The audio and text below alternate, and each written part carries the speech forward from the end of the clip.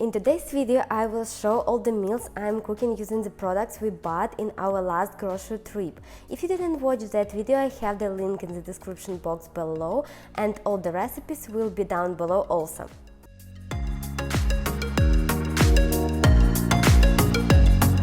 Hi guys, I'm Irene, this is the Stay Scrappy channel, and today you're on my kitchen.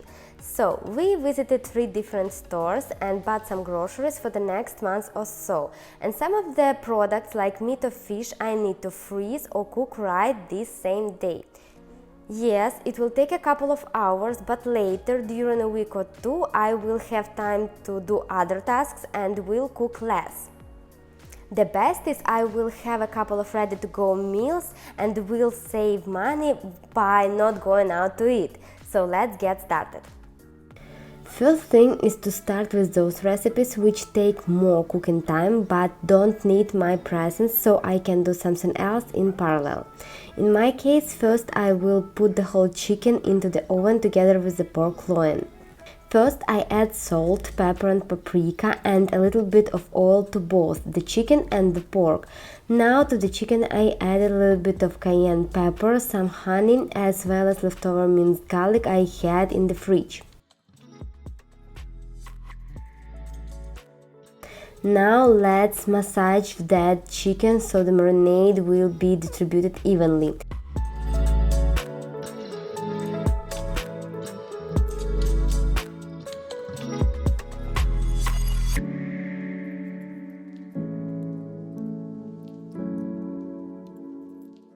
Then I place it carefully into the bacon sleeve together with some potato chunks as a side dish.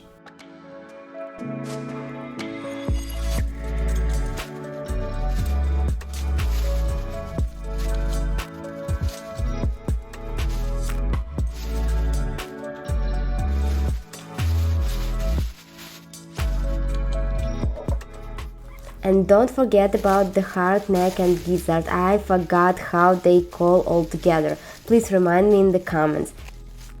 I don't waste the leftover marinade and pour it over the pork. To the pork I add an improvised marinade that I made from leftover sauces I had in the fridge, 2 different barbecue sauces and a soy sauce. I just added some water into the bottle, shaked the bottles and poured all the mixture into one bottle to combine well. Rub it well with all the spices and a marinade so the mixture will cover the pork from all sides. Cover with a lid and place into the oven at 350 Fahrenheit. I baked the chicken for about 15 minutes per each pound. Mine was about 6 pounds, so should stay in the oven for 90 minutes. Actually, it stayed there a little bit longer because it was baked together with the potatoes and the pork. I think both of them were in the oven for about 2 hours. Don't worry, neither chicken nor pork was dry because both of them were baked covered. Meanwhile, we have the meats in the oven. I have here some peppers. I bought a bunch of peppers, a couple of them I left in the fridge to go with the salad and the rest I want to freeze.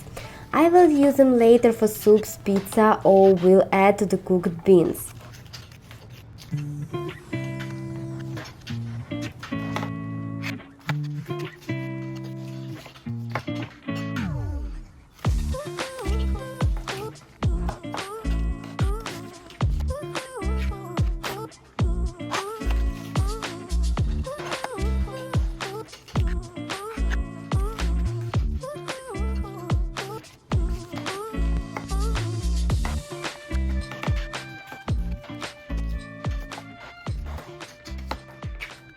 To store the peppers, I use IKEA freezer bags, and yes, this is a used bag.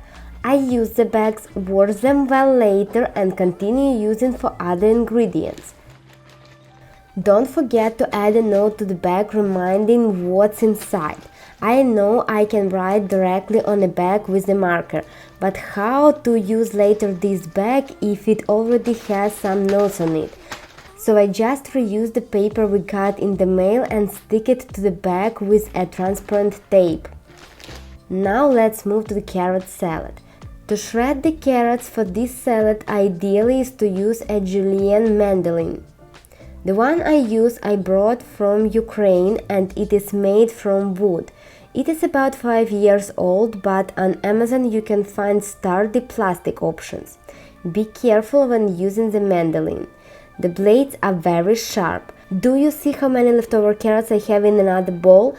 That is because I don't want to cut my fingers, but these leftover carrots I will later grate on the cheese grater and freeze to use in soups. The carrot salad recipe calls for 1 head of garlic per 2 pounds of carrots. For the salad I used 1 5-pound bag of carrots, and without all the peels and leftover chunks it will be about 4 pounds. So I need to peel 2 heads of garlic but finished peeling 5 heads. 3 of them I will mince and freeze. The rest of the garlic I will use for the salad. This container with the green lid is my go-to container to freeze garlic. If you plan to freeze garlic, find a container which you will not use for nothing else except garlic. Doesn't matter how well you will wash the container, it still will have a garlic smell. So I add 2 garlic heads to the carrots. Don't ask me where I bought the garlic press. This is a Soviet Union gadget, it is more than 30 years old. This Korean-style carrot salad I learned how to make from my mother-in-law. The recipe calls for vinegar, and because my mom had ulcer and could not eat spicy food, I didn't even know this salad exists until met my future mom-in-law. Now I am adding salt, sugar, pepper, about 16 tablespoons of oil and about 8 tablespoons of white vinegar. In Ukraine we had 9% vinegar, and in USA I found so far only a 6% vinegar, but it also works great. I didn't even adjust the measurements. Now comes the fun part. Mix the carrots with your hands, squeezing well so the juices appear. The more juices the carrots will give, the better. This salad can sit in the fridge for at least 1 month in an airtight container. It will not go bad because of the garlic and vinegar in it. Here comes my husband to taste the carrots. I normally trust his taste, he loves this salad, so I adjust all the spices according to his preferences. For example, in this case, he asked to add more sugar. He tries once again, everything seems fine, so I can put the salad into the container. This is IKEA 365 Plus glass container with a plastic lid. Great to store and bake food.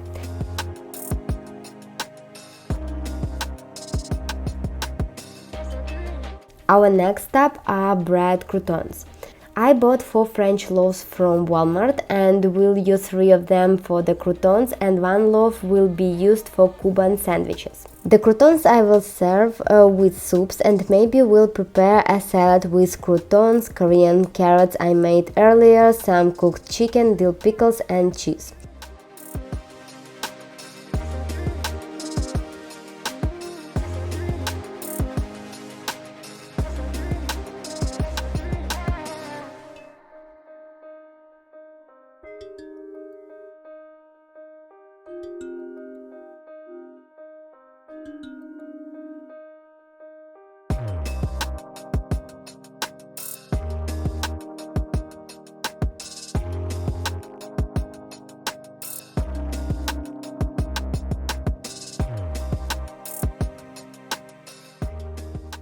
The spices for the croutons are simple: salt, black pepper and lemon pepper.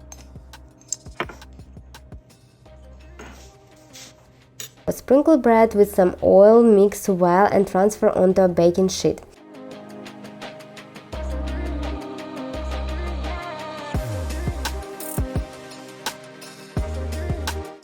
One loaf fits 1 cookie sheet. Mine are from Tasty. I bought them at Walmart and they measure about 15 by 10 and 17 by 11 inches. The baking mats are from IKEA. They do not fit well the cookie sheets, but who cares? I used them for about 3 years and everything is fine.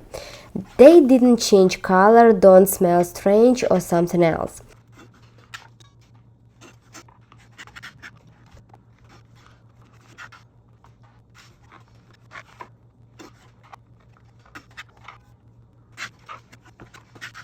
One of the loaves I cut into 2 bigger pieces and 2 smaller, and pack them back into the plastic package. This will be Cuban sandwiches for us for 2 dinners later.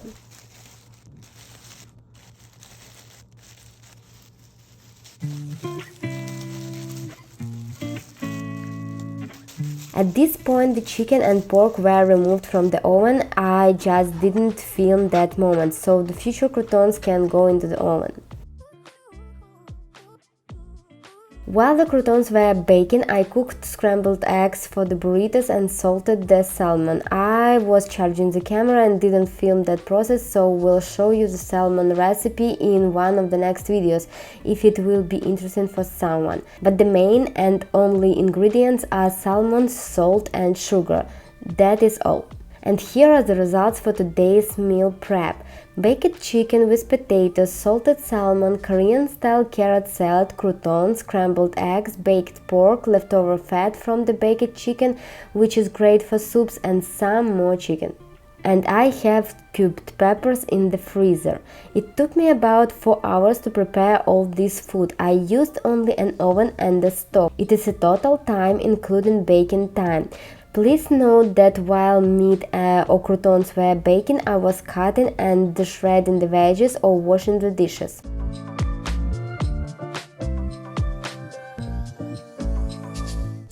That's it for today. Please subscribe and click the like button. And excuse my grammar mistakes. As you can see, I am not an English native speaker, but feel free to say in the comments what do you think about my funny accent. See you in the next videos. Bye!